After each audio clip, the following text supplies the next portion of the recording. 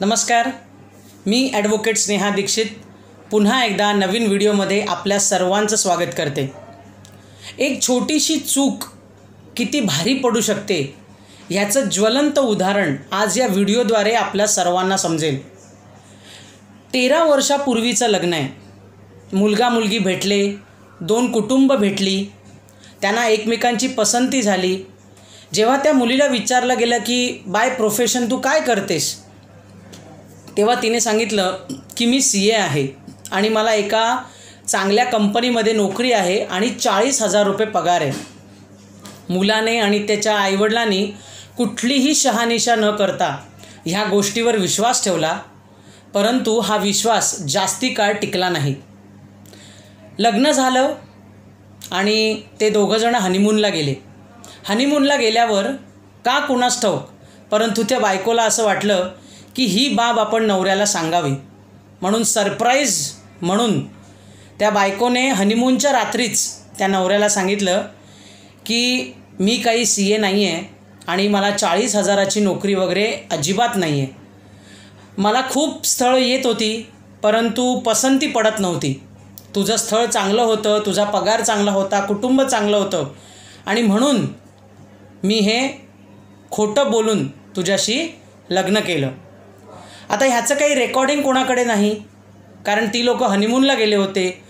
अशा कुठल्या मानसिकतेमध्ये तर तो नवरा अजिबातच नसेल। अतीव दुःख झालं त्याला आणि कुठेतरी आतून तुटून गेला तो नवरा। लग्न चालत राहिलं, परंतु बाईच्या डिमांड्स वाढायला लागल्या। आज 10,000 रुपये दे, आज 5,000 रुपये दे, म्हणजे पर्सनल खर्च होतच होता, परंतु आज माझ्या भाच्याचा वाढदिवस आहे तर मला 25,000 दे। एका फिट ऑफ अँगरमध्ये त्या पुरुषाने, त्या नवऱ्याने त्या बाईच्या अंगावर हात उचलला, खूप मारहाण केली, कारण कुठेतरी आतमध्ये फसवणूक झाल्याची एक दुःखाची भावना होती आणि जी जात नव्हती। कारण नंतर तिने काही नोकरी करता वगैरे असे काही प्रयत्न केले नाहीत। ह्याचा पगार चांगला म्हणून ती बाई घरातच बसली। रिॲक्शन अशी झाली की बायकोनेही नवऱ्याला मारलं। आईवडील मध्ये पडले, सासू सासरे मध्ये पडले आणि त्या मुलीला आपल्या घरी रिटर्न घेऊन गेले। नवऱ्याने घटस्फोटाची केस कोर्टामध्ये टाकली की माझी फसवणूक झालेली आहे आणि माझ्याबरोबर असं असं सगळं झालेलं आहे, परंतु त्या बाईला पोटगी मागण्याचा अधिकार आहे की मी डिपेंडंट आहे, मला नोकरी नाही, तर नवऱ्याने माझं पालनपोषण करावं, म्हणून गेले 13 वर्ष ही केस कोर्टामध्ये चालू आहे आणि प्रत्येक महिना 10,000 रुपये हा नवरा त्या बायकोकरता हे पैसे कोर्टाच्या आदेशानुसार देत आहे। आता सेटलमेंट होतीये नाही होतीये हा दूरचा भाग आहे।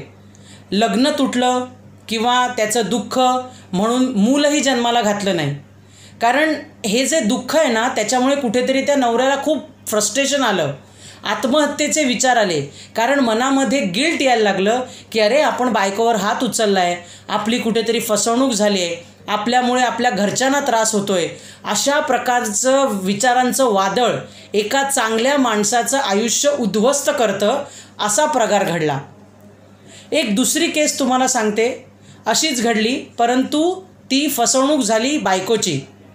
नवरा शेअर मार्केटमध्ये अतिशय उत्कृष्टरित्या कमवतो म्हणून त्यांचंही अरेंज मॅरेज झालं, परंतु लग्नाच्या 18व्या दिवशी नवरा फक्त घरातच बसला, काहीतरी कारण देऊन की मला बरं नाही आहे म्हणून मी कामावर जात नाही आहे।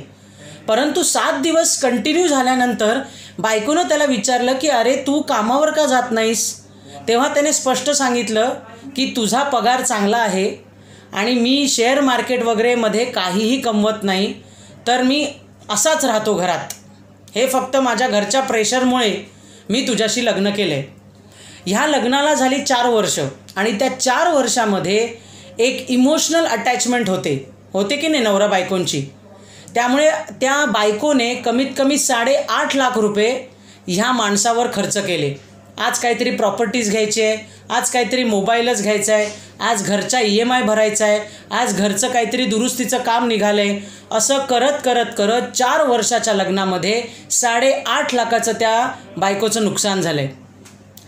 हे प्रसंग इथे तुमच्याशी शेअर करण्याचा उद्देश हाच की फसवणूक करणारे जे असतात ना त्यांना काही लिमिट नसते.